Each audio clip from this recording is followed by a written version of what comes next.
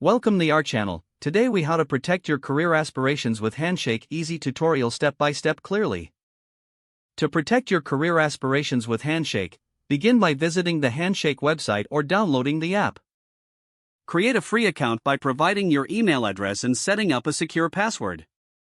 Next, complete your profile by adding your educational background, work experience, and extra. Upload a professional photo and ensure your profile is visually appealing and engaging. Use the Career Interests section to specify your career goals and areas of interest.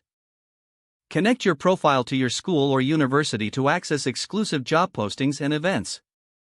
Start exploring job opportunities that align with your aspirations by using the search function. Save job listings that catch your eye for easy reference later.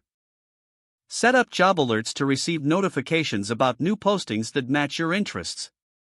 Engage with employers by applying directly through the platform, making sure to customize your resume and cover letter for each application.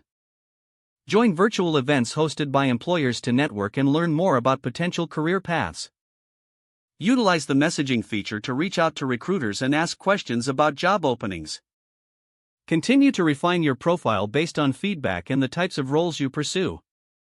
Stay active on the platform by logging in regularly and updating your information as your qualifications grow. Remember to take advantage of resources like career counseling and workshops offered by your school through Handshake. By following these steps, you will effectively protect and advance your career aspirations using Handshake. If the page does not load, refresh the browser or try again in a private or incognito window.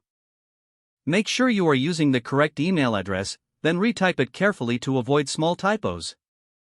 If your password is not accepted, use the reset option and create a new strong password you can remember. Check your spam folder for verification or security emails, then complete any requested confirmation steps. Enable two-factor authentication if available to improve account security and reduce unauthorized access risk. After signing in, review your profile details so your contact information and settings are accurate and current.